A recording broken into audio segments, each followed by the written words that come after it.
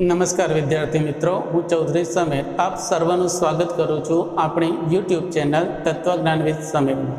વિદ્યાર્થી મિત્રો, આજે આપણે ધોરણ 12ની અંદર પ્રકરણ નંબર 4 નિરુપાધિક સંવિધાનની અંદર બીજો ટોપિક નિરુપાધિક વિધાનનું લક્ષણ અને બંધારણ સ્પષ્ટ કરો એ મુદ્દાની વિગતે ચર્ચા કરીશું।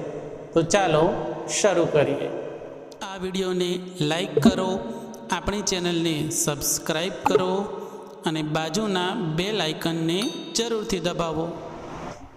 વિદ્યાર્થી મિત્રો, નિરુપાધિક વિધાનનું લક્ષણ અને બંધારણ એ મુદ્દાને સમજીએ।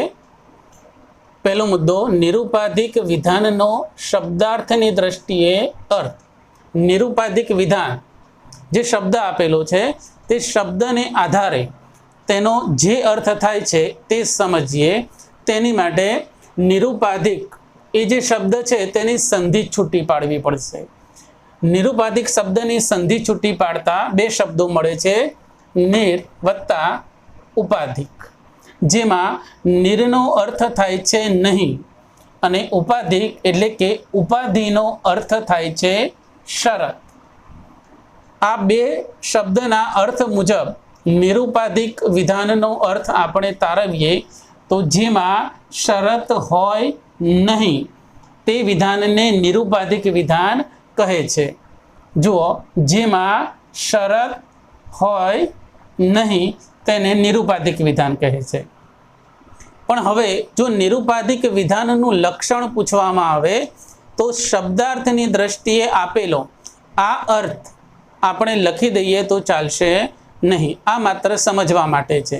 જો લક્ષણ પૂછવામાં આવે તો તે આપણે આ રીતે લખવું પડશે।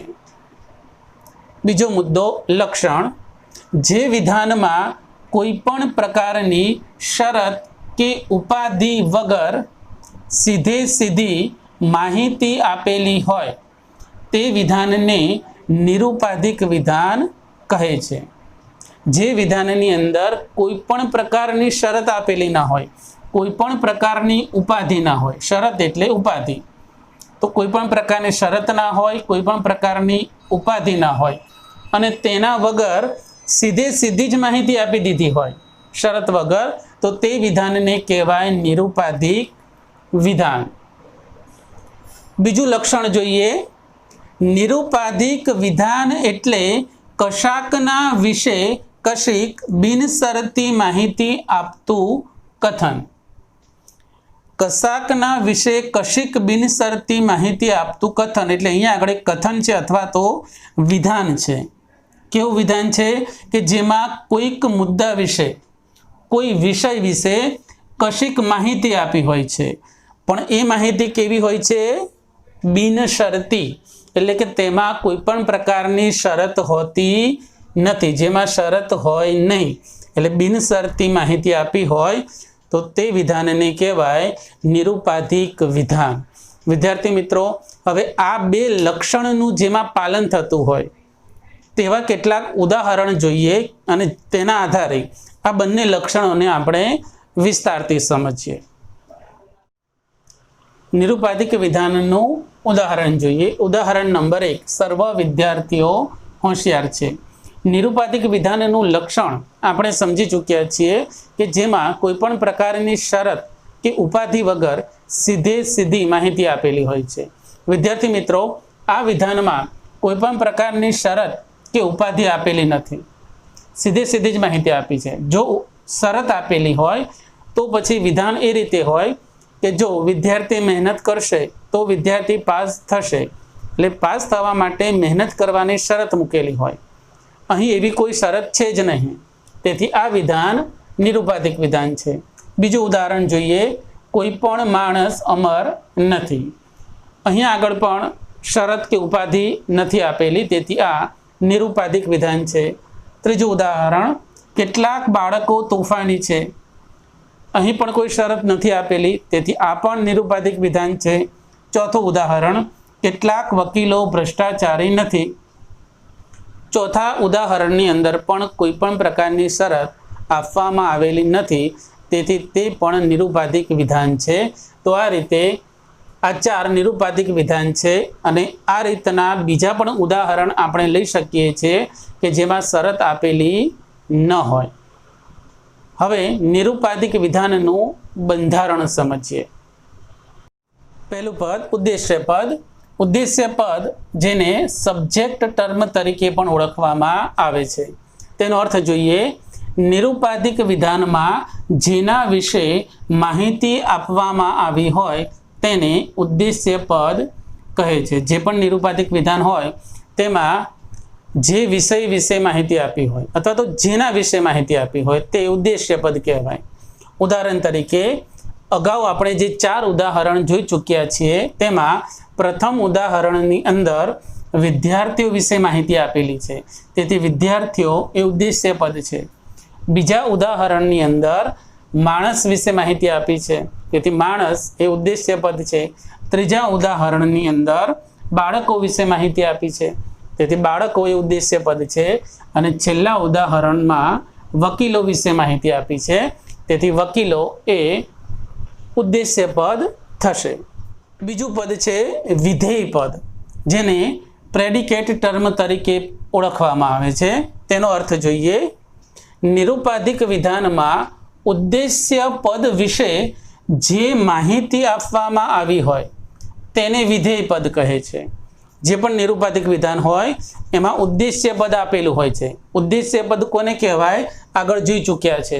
તો એ ઉદ્દેશ્ય પદ વિશે જે માહિતી આપી હોય તેને કહેવામાં આવે છે વિધેય પદ. અગાઉ જે ઉદાહરણ જોઈ ચૂક્યા છે તેમાં પ્રથમ ઉદાહરણની અંદર હોશિયાર એ માહિતી આપેલી છે. જે વિદ્યાર્થીઓ ઉદ્દેશ્ય પદ છે તેના વિશે હોશિયાર હોવાની માહિતી આપી છે, તેથી હોશિયાર એ વિધેય પદ છે. બીજા ઉદાહરણની અંદર માણસ એ ઉદ્દેશ્ય પદ વિશે અમર ન હોવાની માહિતી આપી છે, તેથી અમર એ વિધેય પદ છે. ત્રીજા ઉદાહરણની અંદર બાળકો તોફાની હોવાની માહિતી આપી છે, તેથી તોફાની એ વિધેય પદ છે. ચોથા ઉદાહરણની અંદર વકીલો વિશે ભ્રષ્ટાચારી ન હોવાની માહિતી આપી છે, તેથી ભ્રષ્ટાચારી તે વિધેય પદ છે.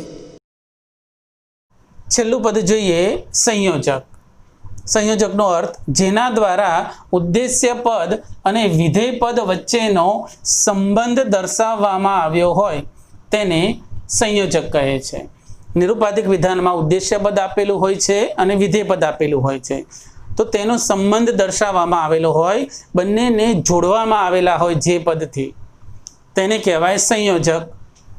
અને ઉદાહરણ જોઈએ તો 4 ઉદાહરણની અંદર જે છે શબ્દ આપેલો છે તે છે સંયોજક અને નથી શબ્દ છે તેને પણ કહેવાય સંયોજક.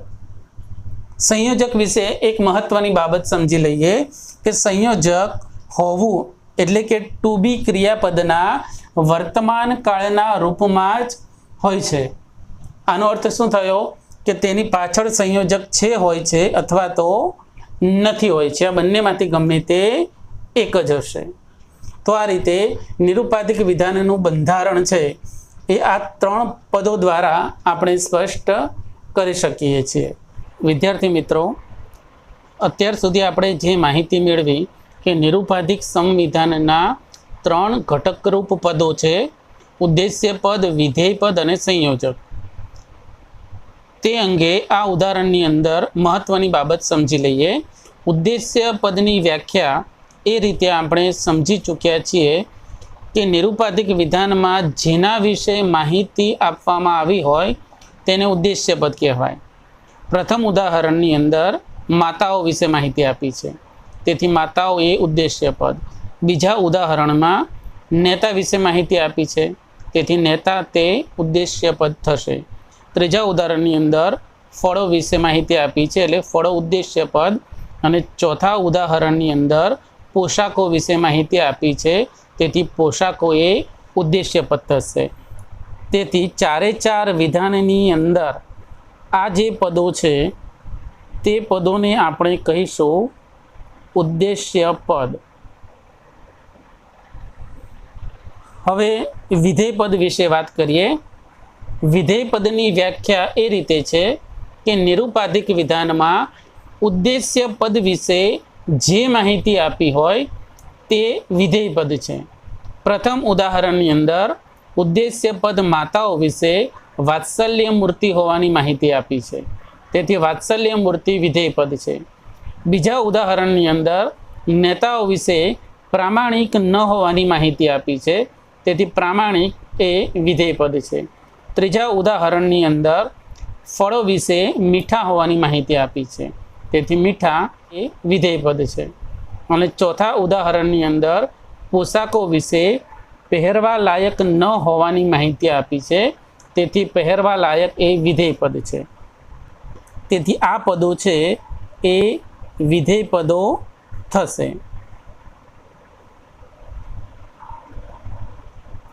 વિધેય પદ. છેલ્લો મુદ્દો છે સંયોજક. નિરુપાધિક વિધાનમાં ઉદ્દેશ્ય પદ અને વિધેય પદને જોડનાર કે બંને વચ્ચેનો સંબંધ સ્થાપિત કરનાર જે પદ છે તેને કહેવાય સંયોજક. તો ઉદ્દેશ્ય પદ અને વિધેય પદ વચ્ચેનો સંબંધ પ્રથમ ઉદાહરણની અંદર છે સંયોજક દ્વારા, એટલે કે છે શબ્દ દ્વારા થાય છે, એટલે છે એ સંયોજક છે.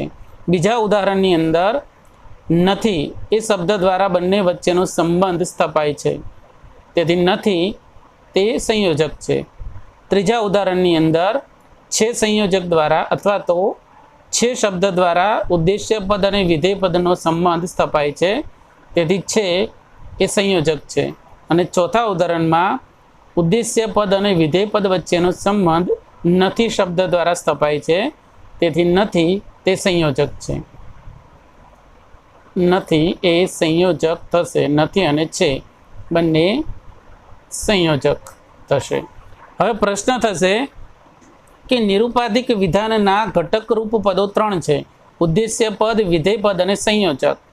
તો પછી ચારે ચાર ઉદાહરણની અંદર આગળની બાજુ જે શબ્દો આપેલા છે સર્વ, કોઈ પણ, કેટલાક, કેટલાક, આને કયા નામે ઓળખવામાં આવે છે અને શા માટે આને જે નામે ઓળખવામાં આવે છે તેનો સમાવેશ નિરુપાધિક વિધાનના ઘટક રૂપ પદોમાં નથી થયો.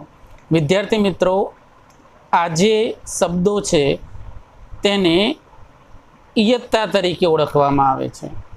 તો પ્રશ્ન એ થશે કે નિરુપાધિક વિધાનના ઘટકરૂપ પદો 4 કેમ નહીં? ઇયત્તા, ઉદ્દેશ્ય પદ, વિધેય પદ અને સંયોજક 4 આપેલા છે, તો 4 કેમ નહીં, માત્ર 3 જ કેમ? તેનું કારણ એ છે વિદ્યાર્થી મિત્રો કે દરેકે દરેક નિરુપાધિક વિધાનમાં ઇયત્તા દર્શક શબ્દ આવતા નથી. દાખલા તરીકે નીચે આપણે એક ઉદાહરણ લખીએ. રમેશ વિદ્યાર્થી છે. આ ઉદાહરણની અંદર રમેશ વિશે માહિતી આપી છે, તેથી રમેશ એ થશે ઉદ્દેશ્ય પદ.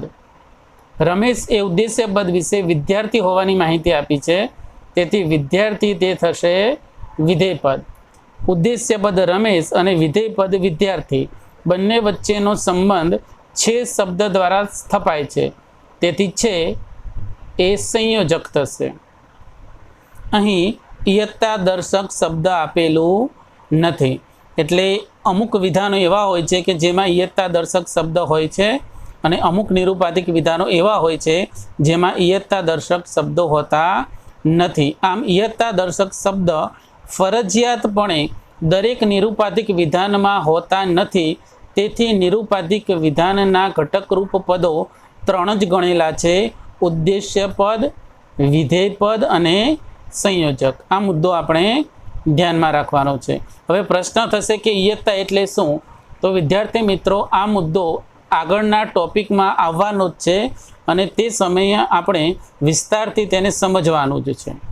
તો અહીં આપણો આ મુદ્દો પૂર્ણ થાય છે. Thank you.